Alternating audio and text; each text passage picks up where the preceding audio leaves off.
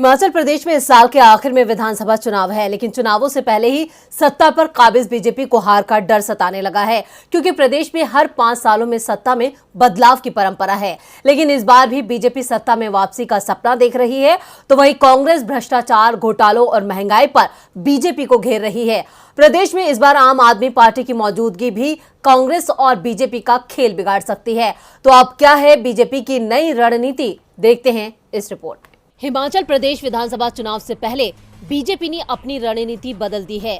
खबरों की माने तो पार्टी पहले पूर्व मुख्यमंत्रियों शांता कुमार और पीके धूमल के सहारे वोट बटोरने की फिराक में थी, लेकिन अब बीजेपी प्रदेश की कमान राष्ट्रीय अध्यक्ष जगत प्रकाश नड्डा को सौंप दी है, जिसका नजारा कांगड़ा में हुई रैली में देखने को मिला, जहां नड्डा मुख्य चेहरे के तौर पर पेश किए गए, जबकि बीजेपी के दोनों वरिष्ठ नेता तस्वीर से गायब थे।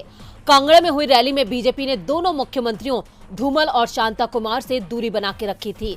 इस दौरान शांता कुमार पालमपुर में थे और नड्डा ने भी उनके आवास पर पहुंचकर मुलाकात की। इसके अलावा रैली के लिए कांगड़ा में भी लगाए गए पोस्टर में मुख्य रूप से नड्डा और मुख्यमंत्री जयराम ठाकुर के चेहरे का इस्तेमाल किया गया था। खास बात यह है कि हिमाचल प्रदेश बीजेपी अध्यक्ष का गृह राज्य है।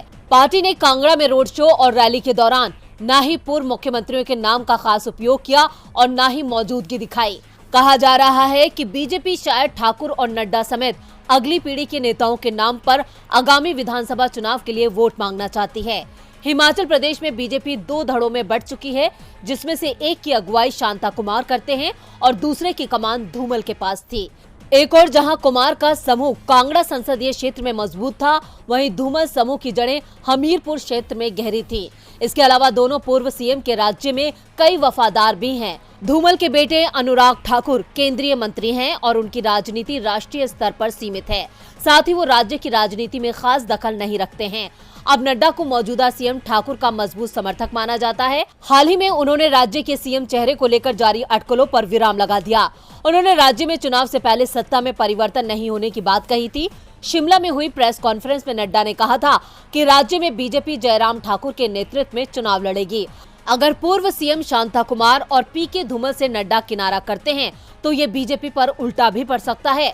तो वहीं प्रदेश में कांग्रेस भी इस बार मजबूती से बीजेपी के लिए चुनौतियां पेश कर रही है।